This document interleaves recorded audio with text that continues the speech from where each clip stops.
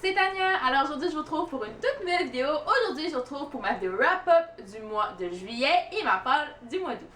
Eh bien oui, j'ai décidé de jumeler ces deux vidéos ce mois-ci parce qu'en fait au mois de juillet je n'ai lu qu'un seul livre. J'étais en grosse panne de lecture, donc c'est pour cette raison que j'ai décidé de mettre ma pâle du mois d'août aussi dans la vidéo, donc c'est parti.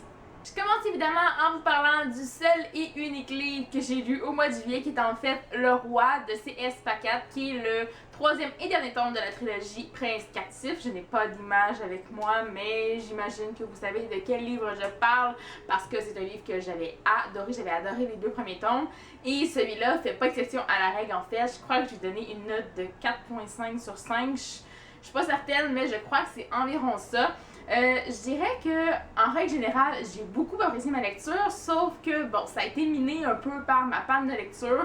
Ça m'a pris environ 3 semaines à le terminer.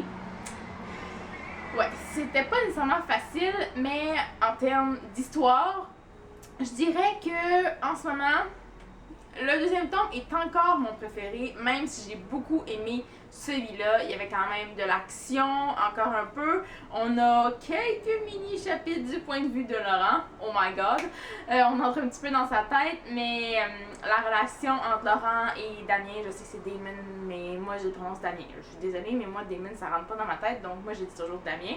Et je l'avais dit aussi dans ma vidéo review des deux premiers tomes, donc je vous mets la vidéo en haut ici et le lien en barre d'infos si vous l'avez toujours pas vu, si vous voulez avoir mon avis sur les deux premiers tomes. Mais pour ce tome-ci, j'ai beaucoup apprécié, comme je l'ai dit. En plus, on a droit à une fin quand même assez satisfaisante, à un bel affrontement final, si je peux dire. Pas nécessairement d'énormes batailles, mais c'est encore beaucoup de jeux d'esprit, si je pourrais dire, de stratégie un peu, de... Bon, hein, on sait que Laurent, c'est vraiment son point fort, donc... quand même, il va se passer quand même quelques petites choses. Nos deux héros vont être dans l'eau chaude à plusieurs reprises, je dois dire aussi. Mais voilà, c'était un parfait tome pour terminer la trilogie et je suis amplement satisfaite de cette fin-là. Maintenant, je passe en fait à ma pâle pour le mois d'août. Bon, j'ai décidé de me faire une pâle qui est pratiquement format papier pour le mois d'août. Je me suis dit que ce serait plus simple. Donc, première catégorie, comme d'habitude, les sorties du mois d'août. Je n'ai pas la photo avec moi. Malheureusement, mon iPad est tombé en panne. Il n'y avait plus de piles. Donc, la batterie était morte. Donc, je vous montre pas de photo, mais je suis sûre et certain que vous savez de quel livre je vais parler. Il s'agit de A Torch Against the Night de Sabaa Tahir, qui est en fait le deuxième tome de la série An Ember in the Ashes, ou Une braise sous la cendre, en français paru chez Pekoji. J'avais adoré le premier tome, donc j'ai quand même assez hâte de lire aussi la suite. Je sais pas si je vais pouvoir la lire dans un futur rapproché, mais je la mets quand même dans ma pâle du mois d'août. Même si je le lis dès sa sortie, en fait, ben, il sort le 30 août, donc ça risque plus d'être au mois de septembre, mais je vous présente quand même pour le mois d'août. Ensuite, pour la catégorie partenariat, j'ai envie de lire quelques romans.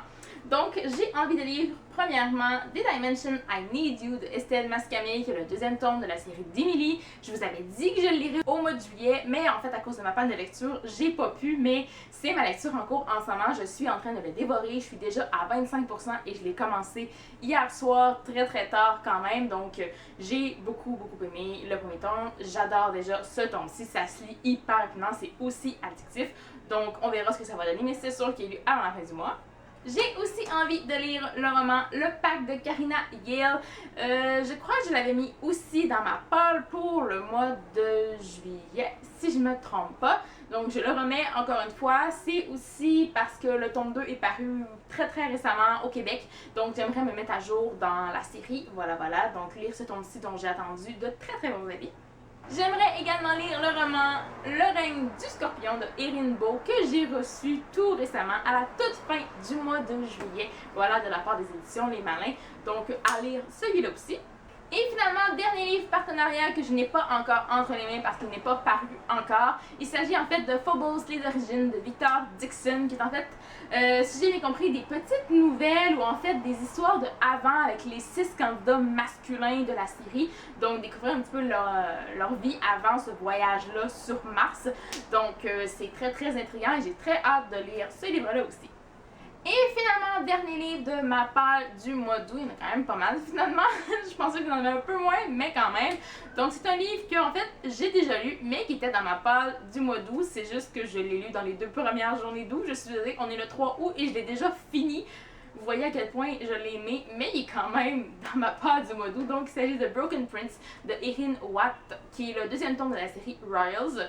Donc vous savez que ce livre-là, je l'attendais avec une très grande impatience. Il est sorti au mois de juillet à cause de ma panne de lecture. J'ai retardé un petit peu ma lecture, mais là, oh my god, je l'ai lu en moins de 3 jours. Donc j'ai adoré ce livre-là. Je vous en parlerai évidemment dans ma vidéo wrap-up du mois d'août. Donc c'est pas tout de suite, hein, mais voilà.